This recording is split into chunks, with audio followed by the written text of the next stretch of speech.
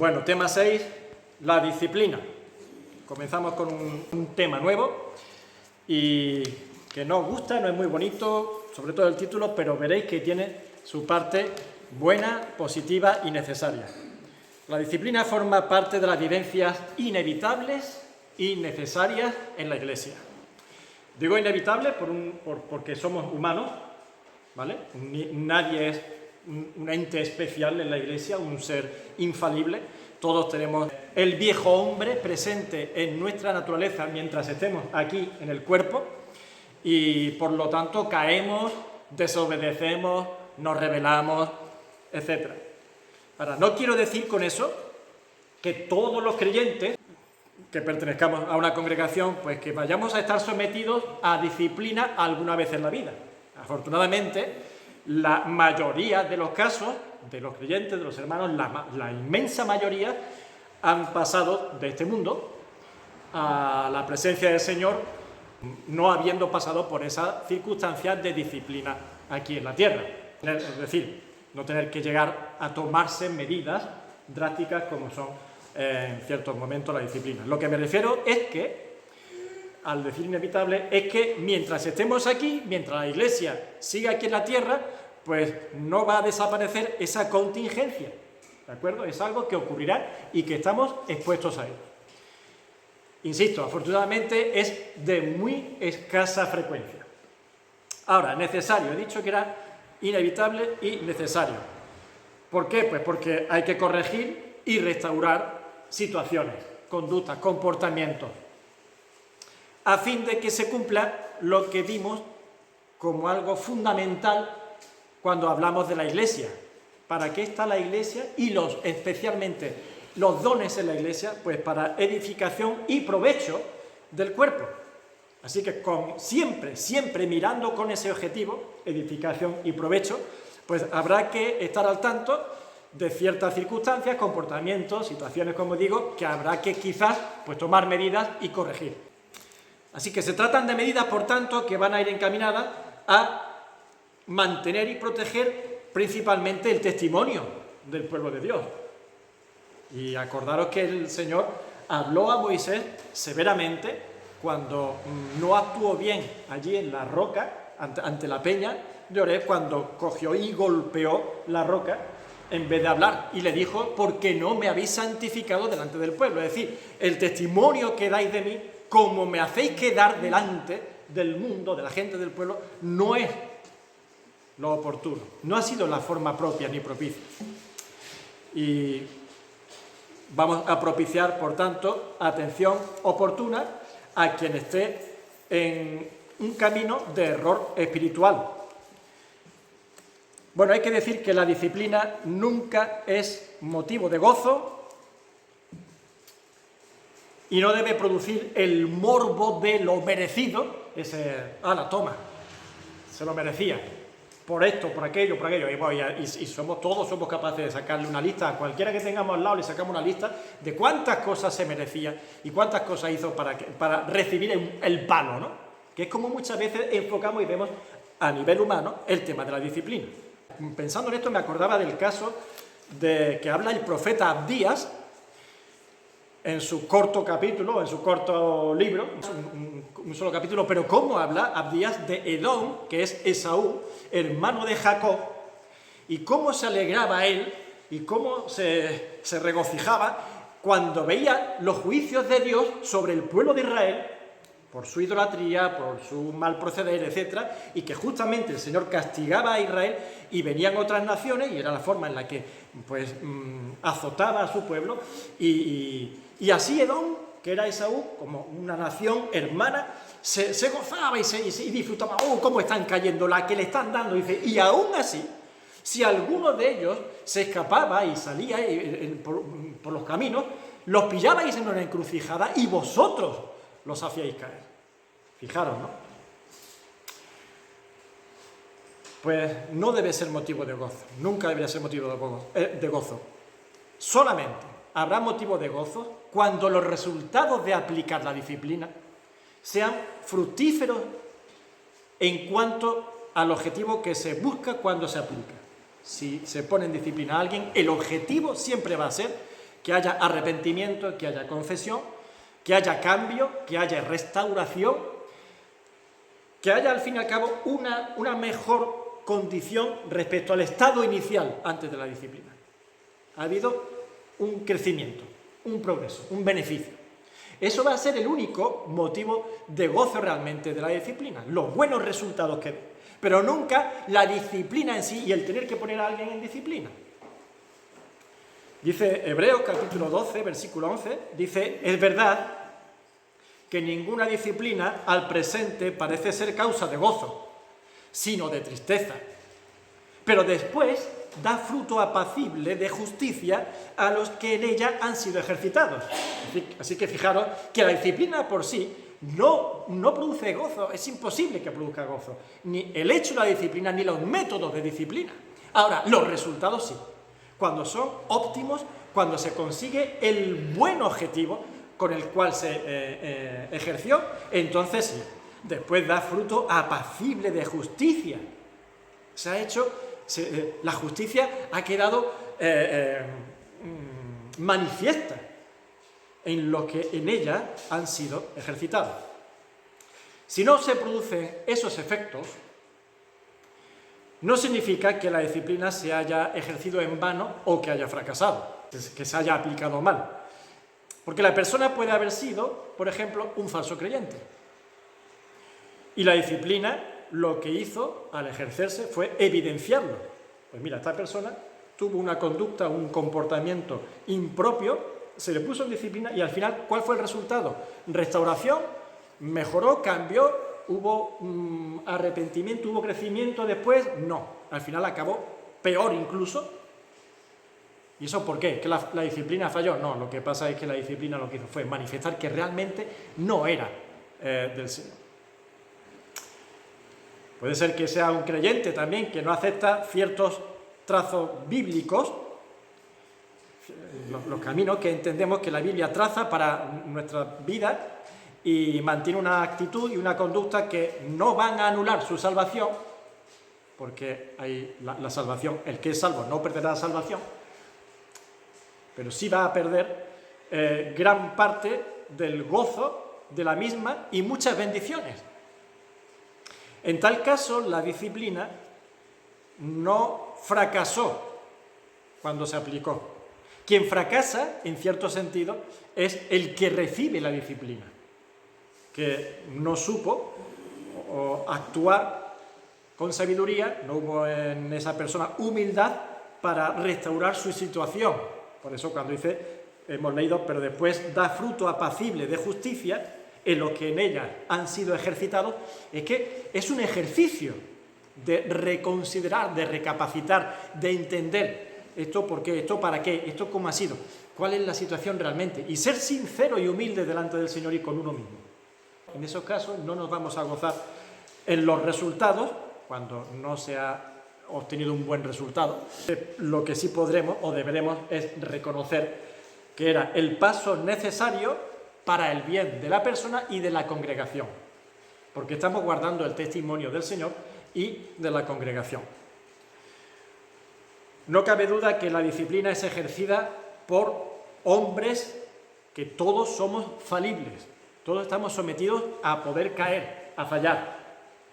Puede ser mal aplicada, por tanto, puede ser injustamente ejercida, puede ser desproporcionadamente establecida. En esos casos, difícilmente podremos esperar los mejores resultados como consecuencia de aplicar la disciplina. Y evidentemente caerá la responsabilidad de la misma sobre aquellos que la impusieron.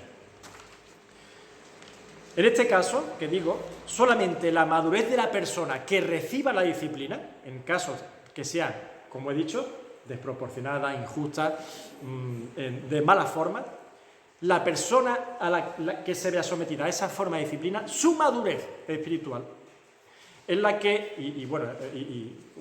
espiritual, humana y en todos los sentidos, emocional, pues podrá ayudar a que las consecuencias no sean tristes o fatales para su vida aquí después en la tierra, espiritualmente hablando. Siempre con la ayuda del Señor por supuesto, que es el que nos fortalece. Por eso, situaciones tan complejas, tan complicadas como padecer injustamente dentro del entorno santo de las cosas del Señor, requiere de estar muy cerca del Señor y una gran madurez espiritual para poder soportarlo y salir victorioso de eso. Así que encontramos dos circunstancias. El caso de una persona que posiblemente no era un verdadero creyente, pero lo parecía, y su conducta, por tanto, fue reprensible y se puso en disciplina con tacto, con amor, con proporcionalidad, mostrándole el deseo de restaurarle, de ayudarle, de enfocarle en el trazado correcto de la vida cristiana.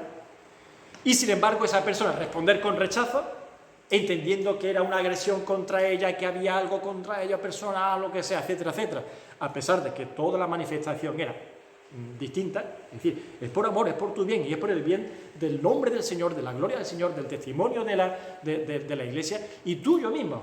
Bueno, pues se manifiesta con rechazo y con peor reacción y rebeldía, y lo cual hace entender que no está realmente en los pasos del Señor. Y por otro lado podemos ver el caso de una persona, sí, que es creyente, que cae en un error importante, grave para el testimonio, y es puesto en disciplina, pero con formas humillantes, con maneras díscolas o autoritarias, que no ayudan esas formas al tropiezo de esa persona. Sin embargo, podemos ver que esta persona lo acepta, se humilla, se somete a esa disciplina, entendiendo que Dios proveerá, que Dios está ahí, por encima de todas las cosas, de todas las circunstancias. Y aceptando las consecuencias de su mal proceder, sobre todo, pero confiando en la misericordia del Señor, que le llevará a una postrer situación mejor que la primera. Así que fijaros qué contraste, ¿no? Qué bonito es esto. Ser capaces, y eso habla mucho, ¿eh? Es decir, una persona que anda cerca del Señor, pero que comete un error, y sabemos que hay hombres de Dios, grandísimos hombres de Dios, que han cometido graves errores, pero a pesar de toda la controversia, de toda la contingencia en contra de él, se han mantenido humillados delante del Señor, no esperando una honra por parte de los hombres, sino esperando realmente la restauración del Señor, con quien realmente él se ha visto principalmente afectado.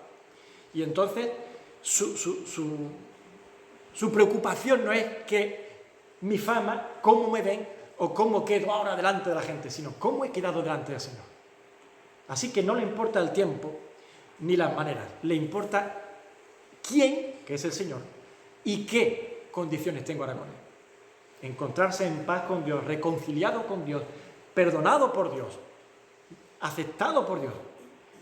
Eso lo supera todo y es capaz de pasar el tiempo que pase y las circunstancias que pasen a su alrededor para estar en una situación de gozo espiritual, sabiendo que todo lo que el hombre opine o hable está por debajo de la opinión de Dios. El tipo de disciplina que se aplica, el que para nosotros tiene más relevancia o peso, podríamos decir, es el de apartar de los símbolos del pan y del vino a la persona que se pone en disciplina. Se llama retirarle de comunión. Retirar de la comunión del partimiento y del pan a un miembro comulgante es una medida que se adopta con dolor, con tristeza, pero que es necesario en casos importantes como de inmoralidad, como de doctrina, diferentes doctrinas, o como causas de división.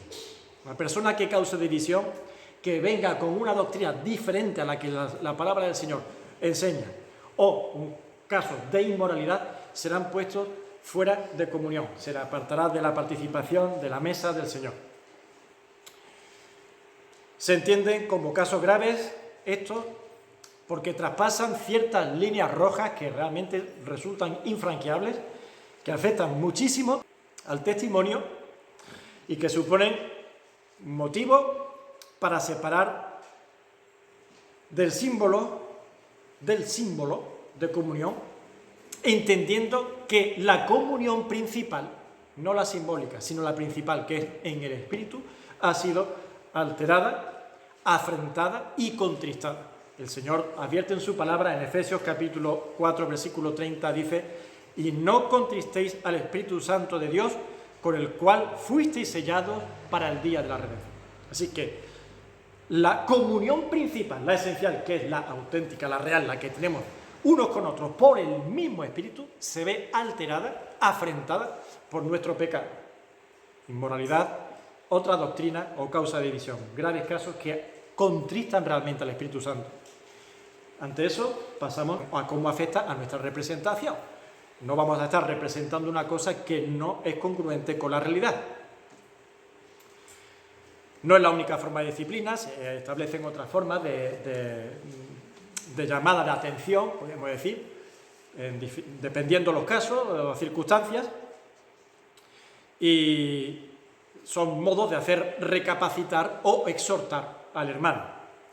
Por ejemplo, retirar del ministerio de la palabra a un hermano para que no ejerza más enseñanza, porque puede que por un lado él tenga una vida desordenada y que esté totalmente en auténtica contrariedad, de contraste con lo que predica. Está predicando una cosa y haciendo totalmente lo contrario, viviendo totalmente lo opuesto a lo que está diciendo. Mira, mejor habla menos y vive un poquito más, intenta equilibrar un poco más esa doble vida.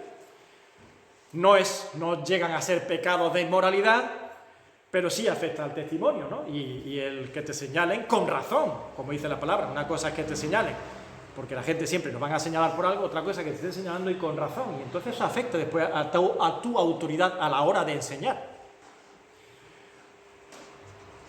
También porque esté dando un trazo incorrecto de las Escrituras, no traza bien la palabra de verdad, como dice el apóstol Pablo, a los obreros aprobados, sin llegar a caer en diferentes doctrinas.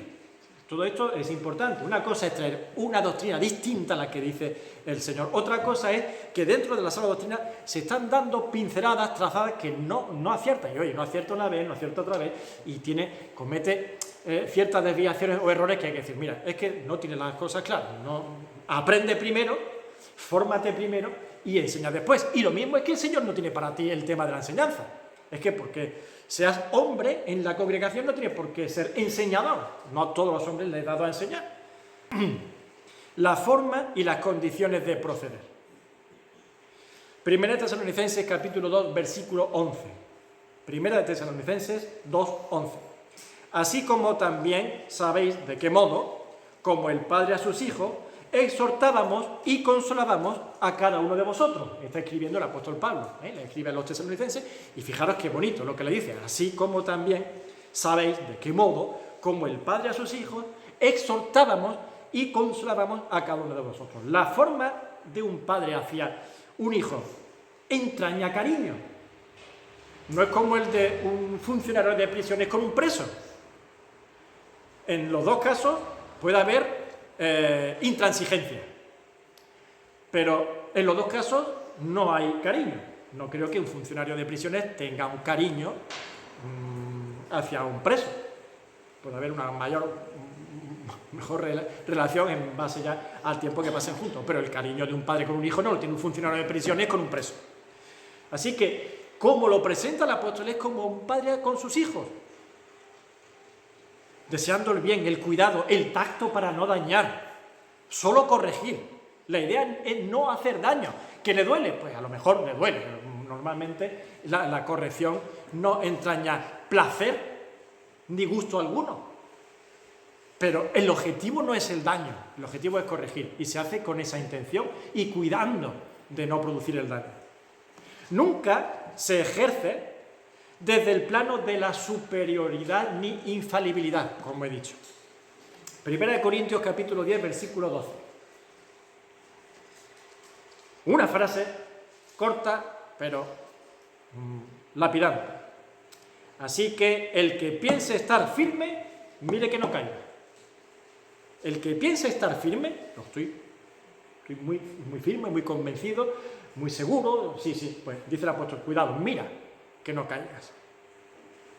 Creerse a sí mismo que nunca haría tal cosa, Estás en una congregación, ves que alguien ha hecho algo y te lleva las manos a la cabeza, ¿cómo es posible? Hay que ver lo que ha hecho, lo que ha caído. Es que es imposible, es que yo eso no podría, es que es imposible que yo hiciese, mucho cuidado. Los 10 mandamientos se dieron porque todos los hombres somos capaces de hacer todas esas cosas. Las leyes de Dios se dieron y las prohibiciones de Dios se dieron porque todos los hombres éramos capaces, teníamos la posibilidad en potencia de hacer todo lo que se nos prohíbe. Y que era malo y por eso se nos prohíbe. Así que pensar que nunca haríamos tal cosa o que caeríamos en tal situación es una temeridad por nuestra parte.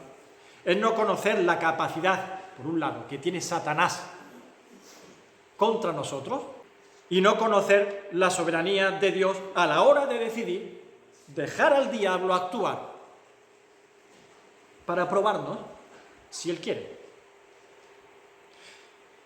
Seguramente, ¿y por qué iba a hacer eso? Pues seguramente para hacerte conocerte a ti mismo mejor. Yo nunca haría tal cosa. Y el Señor dice, pues mira, yo te conozco mejor que tú mismo. Y yo, que te conozco mejor que tú mismo, sé que lo harías. Así que vamos a hacer que tú te des cuenta de cómo eres, que tú te conozcas un poquito más, porque andas engañado, te estás engañando. Y no es bueno vivir engañado. Así que, para no engañarnos respecto a nosotros mismos, nos da lo que se suele decir una cura de humildad. Y te dice el apóstol Pablo, y tenía ahí un mensajero de Satanás, que me abofetee por la gracia de Dios. Cuando está diciendo, bástate mi gracia, dice, tenía un mensajero de Satanás que me abofetee, que me dé 2 guantazos y me diga, los humos para abajo, bájate los humos, mucho cuidado. No sabemos qué es lo que estaba sufriendo ni padeciendo, pero el apóstol Pablo entendía perfectamente que era un mensajero de Satanás que el Señor estaba permitiendo para mantenerle dentro de los límites óptimos de una vida espiritual delante de Dios. Así que exhortamos, pondremos en disciplina, pero con todo temor y reverencia delante del Señor, confiando en que seamos guardados por el Señor para no caer nosotros igualmente. Y no confiando en nosotros mismos, confiando de ser guardados por el Señor y no en nosotros mismos. Y esto tiene mucho que ver con el propósito y el objetivo. ¿Cuál era el propósito y el objetivo de la disciplina? La restauración. Nunca el castigo, nunca la reprensión en sí, nunca es el palo. A la gente le gusta el palo en la cabeza, ¿no? El palo no. Es el resultado, restaurar, recuperar al hermano, recuperar al amigo, recuperar siempre lo que se perdió tan bueno. Gálatas capítulo 6, versículo 1. Hermanos, si alguno fuere sorprendido en alguna falta, es fácil, puede ocurrir. Ah, pues mira, ese dice que es cristiano, pues mira, tan cristiano que es y mira lo que ha hecho. ¿Verdad? Sí, puede ocurrir, claro. Si alguno fuese sorprendido en alguna falta, vosotros que sois espirituales, restauradle con espíritu de mansedumbre, considerándote a ti mismo, no sea que tú también seas tentado. ¿Cómo? Todos los cabos, la palabra del Señor los tiene bien atados. Y cuidado, que cada vez que hay un desliz, no es porque la palabra falle, es que fallamos nosotros. Siempre.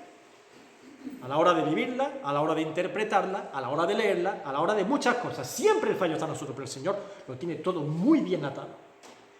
Hermanos, si alguno fuere sorprendido en alguna falta, vosotros que sois espirituales, restauradle, que ese es el objetivo, restauradle.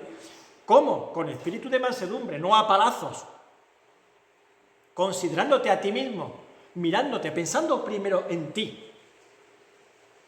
Sabiendo que tú también podrías ser así, te podría pasar eso, podrías estar en esa circunstancia.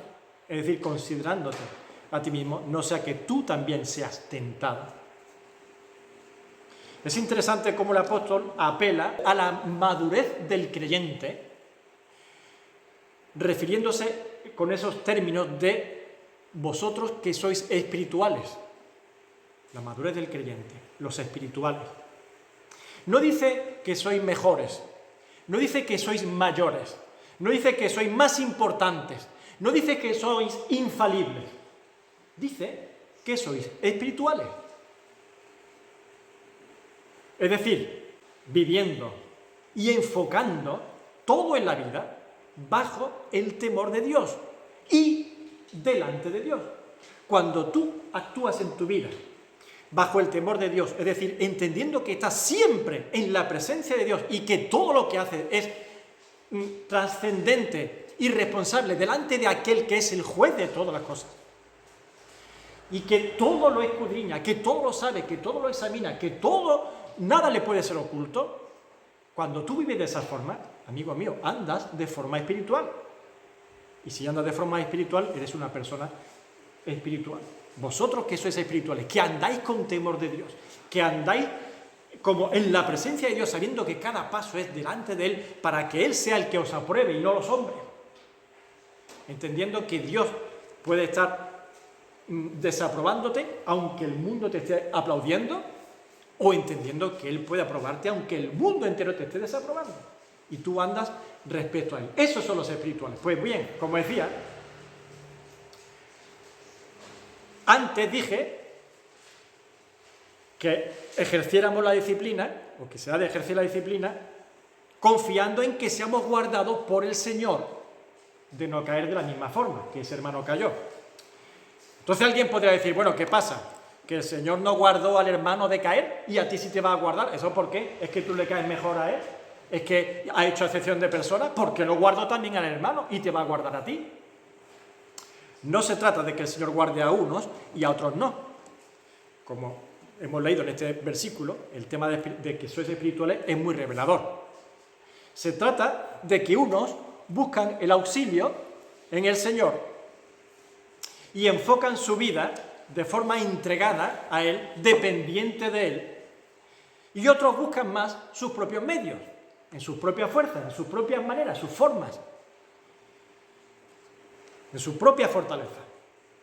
¿Qué es lo que ocurre? Pues que en un caso, aunque el Señor esté dispuesto a guardar a todos de la caída, unos van a recibir el resultado de su proceder, y si su proceder era, pues depender del Señor continuamente y constantemente, en fe, en esperanza, en paciencia, va a recibir que el Señor le guarde, y los otros van a recibir según su proceder. Si su proceder era pues confiar en su propia fortaleza, en su propia capacidad, en su propio aguante, en su propia paciencia, en su propia resistencia, al final, ¿qué pasa? Somos débiles, somos humanos y las fuerzas contrarias son muy poderosas. Y he hablado de quién es Satanás. Y vamos a recibir, o van a recibir, esas consecuencias. Aunque el Señor quiera guardarle, pero decidieron confiar en su fuerza y en su propia capacidad. Así que el Señor mostrará que confiar en la autocapacidad no es el camino acertado. No es un abandono del Señor hacia el débil. Más bien es una lección que el débil va a recibir del Señor para crecimiento, por amor del Señor, para decirle, mira, ¿te das cuenta cómo es que no puedes confiar en ti mismo? Si es que he venido a buscarte y a salvarte por algo, porque es que tú no puedes ni salvarte ni vivir en la vida de salvación por ti mismo. Es una dependencia vital absoluta de mí. De modo que uno actúa como espiritual y el otro como débil. El contrario del espiritual es el débil. Y apelando a esa condición de espiritual, como decía el apóstol, vosotros que sois espirituales, es como se debe ejercer la disciplina. Entendiendo que estáis sostenidos por la gracia del Señor, no porque sois mejores, ni mayores, ni más importantes, sino porque estáis siendo sostenidos por la gracia del Señor. Ahora cuidado, como te salgas de ahí, caes igual o peor que el otro. El apóstol Pablo dice en 2 de Corintios, capítulo 10, versículo 8, habla de nuestra autoridad, la cual el Señor nos dio para edificación y no para vuestra destrucción. Importantísimo. Meollo de todo lo que estamos diciendo. La autoridad que ha sido dada por Dios para los hombres que están puestos para el ministerio de la Iglesia, que están puestos para el desarrollo y el crecimiento del cuerpo del Señor, esa autoridad ha sido dada para edificación, nunca para destrucción, nunca para daño, nunca para ejercer algo que descascarille lo más mínimo un poco de pared. He puesto un ejemplo muy ilustrativo aquí. Por supuesto que muchos actuarían abusando de esa autoridad. A muchos verían la puerta abierta para dar esa paliza y dejar lisiado a ese que es que tanto se lo merece. Hablo de forma figurada, ¿no? Por supuesto. Pero que hemos visto muchas veces comportamientos así de ensañamiento en ámbitos religiosos. Por supuesto que eso se da en todos los ámbitos, porque el ser humano es así, y el ser humano es fratricida, como su engañador principal, que era fratricida y homicida. Destruye al hombre, el Satanás quiere destruir al hombre, y mete el veneno dentro del hombre para la autodestrucción. Y como decía después un filósofo, que parece que descubrió algo nuevo aquí en el mundo, el hombre es el lobo del hombre. Sí, desde Adán, desde el primer hombre. El hombre es el lobo del hombre. Y muchos han visto la oportunidad de ejercer esa voracidad destructiva, ya sea en la política, en la religión, en la familia, en la sociedad, donde sea. Sin embargo, el apóstol recalca que siempre el propósito es edificar, aun cuando las medidas parezcan severas, aun cuando las medidas parezcan dolorosas, o lo sean, o vergonzosas. Y como he dicho, es que realmente ningún castigo, pues ninguna disciplina, ninguna corrección es una medida que haga sentir felicidad a nadie. No hace falta un guantazo, simplemente con hacer shh, eso no te hace feliz, ni te produce una risa. Cuando alguien está haciendo algo malo, dice shh, el susto te lo lleva, el susto no es agradable, ¿no? Pues de ahí a todo un abanico de circunstancias o situaciones que se dan en la disciplina y la corrección. Así que ni hace feliz, ni honra, ni produce placer al que la recibe. Pero después del mal trago, después de la circunstancia incómoda, que es inevitable, van a venir los buenos resultados. Y ese mal trago va a pasar al olvido. Y va a quedar lejos en el pasado. Y lo que va a permanecer al final son los buenos resultados. Cuando el Señor tenga la iglesia acabada, cuando su esposa esté perfectamente ataviada, eso que queda es el resultado de todo lo que fue parte de la edificación del cuerpo de Cristo, que es lo que permanece. Entre tanto, los palustres, las puertas llenas de cemento, las cosas sucias, los pivotes que se anclan y todas esas cosas, después se van a ir quitando y quedará, y lo que queda es el edificio bello, bonito, completo por la eternidad.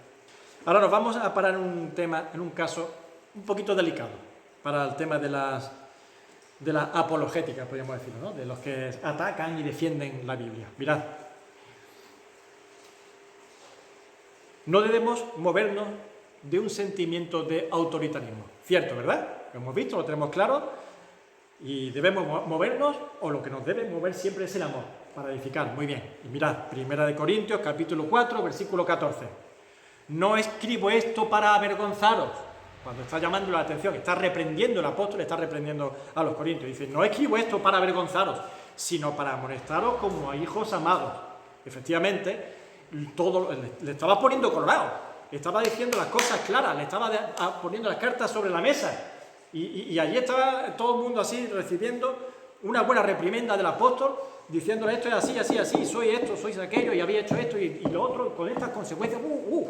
Dice, pero aunque os dé vergüenza, que sería lo mínimo, lo lógico, yo no digo esto para avergonzaros realmente, sino para amonestaros como hijos amados. Lo hago porque os quiero, porque os amo. Amo al Señor, amo su obra y amo a los que son del Señor y sois del Señor, sois frutos de la obra del Señor. Y os amo y quiero que progreséis y quiero veros fructificar y quiero veros que os llenáis de gozo, de vida, de bendición y que sois testimonio al mundo. Todo eso es lo que movía el apóstol Pablo y no el avergonzado. Pues vamos a Timoteo, segunda epístola, capítulo 3, versículo 15. Segunda de Timoteo 3:15. Y entonces estos que pocas veces cogen la Biblia, pero que algunas veces hacen así y buscan algo para atacar. Dice, ay, mira 2 Timoteo 3:15, me imagino, ¿no? Una situación así. Si alguno no obedece a lo que decimos por medio de esta carta, a ese señaladlo y no os juntéis con él para que se avergüence. Lo voy a leer otra vez. Si alguno no obedece a lo que decimos por medio de esta carta, a ese señaladlo y no os juntéis con él para que se avergüence. Toma, ¿ahora qué? Anda, qué bueno, ¿eh? Este es el cristianismo. Estos son los cristianos que tan buenos son y que tanto amor tienen y que tanta delicadeza y tacto tienen por los hermanos. Vamos a seguir leyendo, por ser un poquito justos con el texto, y sigue diciendo, mas no lo tengáis por enemigo, sino amonestadlo como hermano. Estamos en estos momentos, o en estos casos, en los que la Biblia va a ser utilizada como un libro que se contradice. ¿Ves? En un caso dice que no hay que avergonzar y que no es para avergonzar, en el otro quiere que la avergüencen. Tú fíjate. Bueno, pues no tiene nada que ver con ello. Tanto en un caso como en el otro, ninguno de los dos casos, la vergüenza es el objetivo. En el primer caso está explícitamente, ¿no? Expresado. No lo equipo para avergonzar. Así que como está así claramente expresado, vale. Pero en el segundo caso, cuando el apóstol dice para que se avergüence, y lo dice así, ¿para qué? Cuando hay un para qué es una intención, ¿no? El objetivo real, final, no es que la persona acabe en la vergüenza, sino que la vergüenza le lleve al objetivo real, final, que es el cambio, la restauración, la reparación, el crecimiento. En ese caso, la vergüenza es el instrumento, la forma, es decir, no, es como la zapatilla o la correa. Cuando antes se usaba la zapatilla, la correa, la vara, lo que fuera, la vergüenza es el instrumento de corrección. No es el objetivo final. Parece que sea el objetivo final cuando dice, para que se avergüence. No. Pero no se queda ahí. La idea no es dejarlo avergonzado de por vida y que eso sea lo que buscamos, sino, sí, busca que sienta vergüenza, que se avergüence.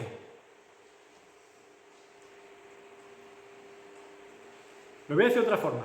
Usad la vergüenza como medio de disciplina, como instrumento de disciplina.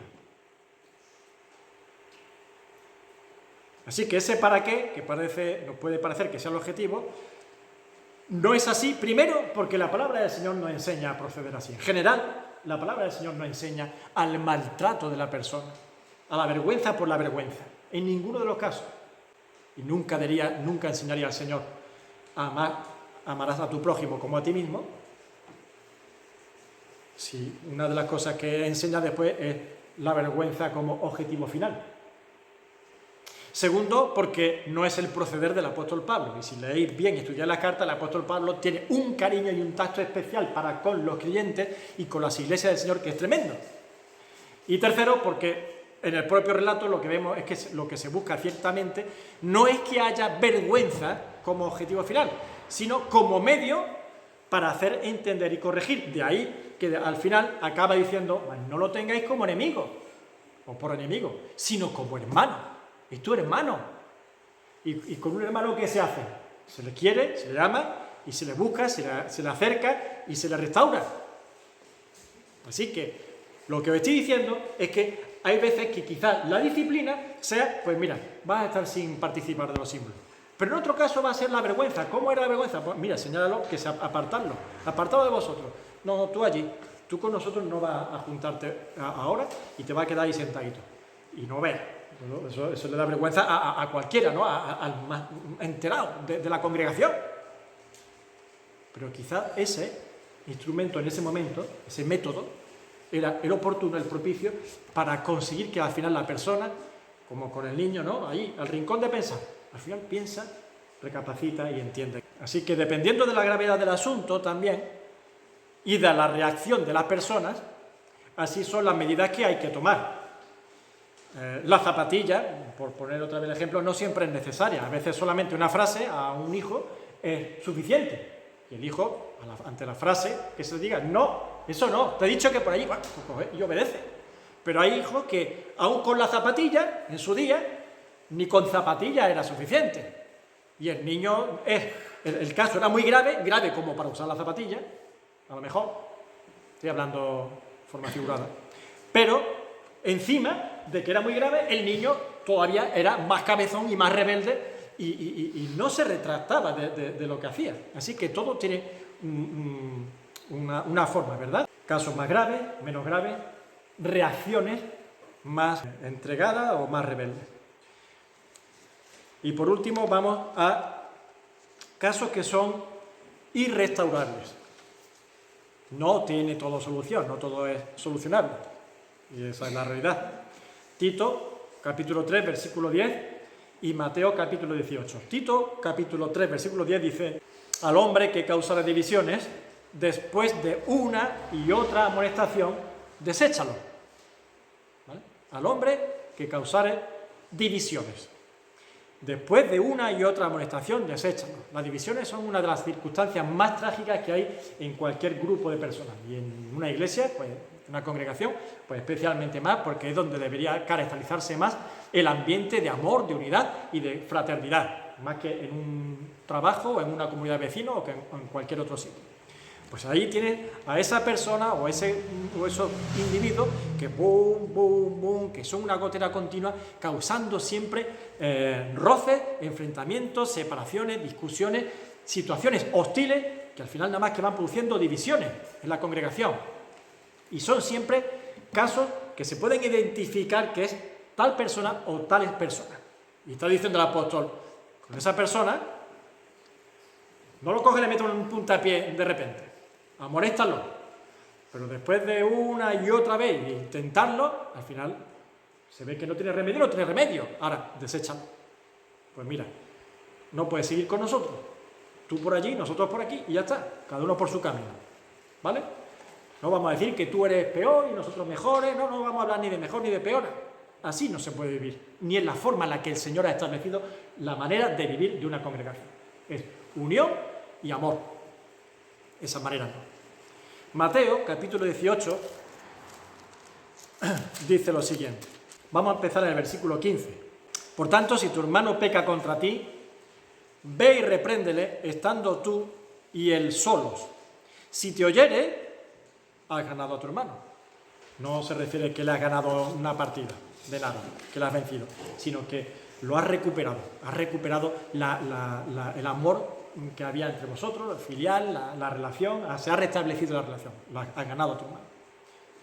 Mas si no te oyere, toma aún contigo a uno o dos, para que en boca de 2 o 3 testigos conste toda palabra. Si no los oyere a ellos, dilo a la iglesia, y si no oyere a la iglesia, tenle por gentil y publicano. Esto está escrito justo después, en el contexto donde el Señor habla de no menospreciéis a uno de estos pequeños, porque os digo que sus ángeles en los cielos ven siempre el rostro de mi Padre que está en los cielos, porque el Hijo del Hombre ha venido para salvar lo que se había perdido. ¿Qué os parece? Si un hombre tiene 100 ovejas y se descarría una de ellas, no deja las 99 y va por los montes a buscarla que se había descarriado, y si acontece que la encuentra, de cierto os digo que se regocija más por aquella que por las 99 que no se descarriaron. Así, no es la voluntad de vuestro Padre que está en los cielos que se pierda uno de estos pequeños. En ese contexto, ahora el Señor sigue diciendo, por tanto, si tu hermano peca contra ti, actúa ahora de esta forma. Ahora, somos muy sensibilizados ante las cosas que son buenas, totalmente aprobables, ¿verdad? Y entonces vemos ese ejemplo que pone el Señor y nos lanzamos en ese espíritu de recuperar. ¿Por qué digo esto? Porque he dicho antes que hay cosas que son irrecuperables. Cuidado, que el hecho de que seamos puestos a seguir el ejemplo del Señor, el mismo Señor que dio su vida para recuperarnos a nosotros, es el primero que va a quedarse sin recuperar a muchos. Muchos son los llamados y pocos los escogidos. Muchos son los que andan por el camino ancho y entran por la puerta amplia que va a la perdición, y pocos entran por el camino estrecho y pasan por la puerta estrecha que va a la vida eterna. Pues, hermanos, somos llamados a actuar como Él, a recuperar al hermano. Y si algún hermano peca contra ti, no le metas un puntapié a la primera. No, haz como el Señor, que va y busca y se esfuerza. Habla con Él. Si no te oye o no te hace caso, busca 2 testigos. Si con 2 testigos no te hace caso, habla ya con la iglesia, y si delante de la iglesia tampoco se arreglan las cosas y se obstina en la situación, entonces ya tenlo por gentil y publicano. ¿Qué estoy diciendo? Como decía el apóstol Pablo antes, deséchalo. Así que aquí sí que nos encontramos con un enemigo. Ya no es un hermano. No podemos tratarlo como hermano, sino como gentil y publicano. No era. Parecía que lo era, pero al final ha demostrado que no es hermano. Alguien que no es ni quiere ser, que ni siquiera quiere estar entre nosotros. Al contrario, lo que busca es quedarse para hacer daño.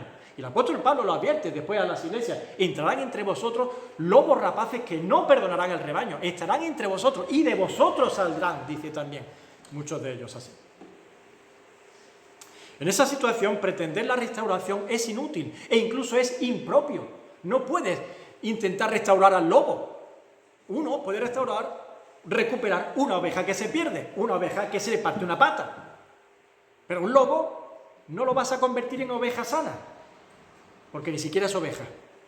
Una oveja perdida la recupera, una oveja perniquebrada le venda la pata y es una oveja curada. Pero el lobo se queda. Y a veces nos empeñamos en convertir al lobo en una oveja. No.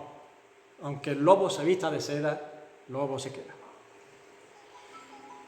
Así que la medida es el distanciamiento. Esto, desde luego, como siempre, no a la ligera, sino adoptando antes las medidas del proceso progresivo necesario, como ha enseñado el Señor aquí en Mateo 18. Especialmente, como he dicho, el contexto nos colocaba en un punto importante, que es el proceder del Señor. ¿Cómo hace el Señor las cosas, no? Busca la perdida, quiere rescatarla y se goza en su recuperación. El propósito: ganar al hermano, evitar su pérdida, evitar el daño, lograr el cuidado fraternal. Ese es el propósito. La forma: contacto. Hacer las cosas con tacto, con sensibilidad, no con ensañamiento. ¿Y dónde se muestra? Pues mira, tú y él solo. El otro día leí: cuando llames la atención a alguien, hazlo en privado. Cuando quieras honrarlo, hazlo en público. Muy bonito. Pues sí, pues está bien. Hemos visto antes el caso de para que se avergüence, ¿no? Hemos visto para qué. Pero cuando hay circunstancias en las que son el tacto, pues mira, voy a hablar contigo, y lo hago aparte. Ahora, si de esa forma no hay manera, hemos dicho después, pues con prudencia, cuidado, sé prudente, guárdate la espalda, porque al final sale tú escalfado. Escalfado no, esos son los huevos, escaldado. Al final sale tú escaldado. Entonces cógete unos testigos, porque te va a meter en un lío donde digo Diego, donde tú dijiste. Así que la palabra del Señor nos enseña a ser sencillos como palomas, pero prudentes como serpientes. Sé prudente, cógete 2 testigos. Ahora resulta que con 2 testigos tampoco funciona la cosa. Entonces ya vamos al sentido de responsabilidad. Lo ponemos delante de la iglesia. ¿Por qué? ¿Por testigos? No, si con 2 o 3 testigos era suficiente. Ahora es responsabilidad. Mira, esto está afectando al testimonio de una congregación cristiana, que supone que tenemos que ser ejemplo, luz, sal para el mundo. Y esto está afectando a este proceder. Así que por sentido de responsabilidad vamos a tratar el tema como iglesia. Si así tampoco funciona, amigo, tenlo por gentil y publicano. ¿Qué significa? Tenlo como alguien que aparenta ser pero que no lo es. Es decir, no era una oveja, era un lobito. Bueno, la disciplina tiene mala fama, pero no nos equivoquemos, hermanos. Uno de los capítulos que yo os aconsejo esta semana que leáis es Deuteronomio capítulo 8. Vais a disfrutar con ese capítulo. Yo ahora os voy a comentar solamente 2 versículos. Dice: reconoce a sí mismo en tu corazón que como castiga el hombre a su hijo, así Jehová tu Dios te castiga. La moda que hay de presentar al Dios del Antiguo Testamento como un tirano, como un déspota, como un Dios de estos malísimos, está en auge. Parece ser que además las circunstancias sociales propician mucho esa tendencia, ¿no? En esa generación de cristal, esa gente que van todos muy de ofendidito, como tú, ¡oh!, le soplo lo más mínimo, ¡oh! Así que un Dios que habla de castigar, eso ya es un Dios malo, porque habla de castigar, y no hay que castigar. Ya para ello ayudó mucho la insensata ciencia de la psicología, donde en su día, con ese aporte extraordinario que hizo, parece que era maravilloso, de descubrir la panacea de la educación, enseñaba que los padres nunca debían decir no a sus hijos. Nunca digan no, es una palabra muy fea, que lo deja, eso aturde, eso bloquea. La palabra no. Entonces el psicólogo a mí sí me puede a mí traumatizar diciéndome no. No le digas no a tu hijo, a mi hijo no le digas no. Ahora, no le digas no. Cuidado. No hagas nada que pueda hacer saltar una sola lágrima en ese delicado ojito de tu hijo tan bonito, tan mono. Entonces, lo que consiguió, al final, fue una generación de tiranos crueles que paradójicamente no serían capaces de soportar el más mínimo soplido a su lado. Es decir, tiranos crueles porque ellos mismos vendrían a ser maltratadores paradójicamente de sus propios padres, que tanto lo consintieron, que nunca le dijeron no. Y a la hora de empezar ellos a tener su respuesta, a los padres los han maltratado cruelmente. Y por supuesto, si así fueron con los padres, también lo son con los demás, con compañeros, con amigos, con vecinos, con el resto de la sociedad. Ahora, a ellos no les sople un poquito, porque lo que me ha dicho, lo que me ha hecho, ¿vale? Hipersensibles, pero crueles y tiranos a la vez. Eso es lo que consiguieron con el no molestes a tu hijo, que no digas no.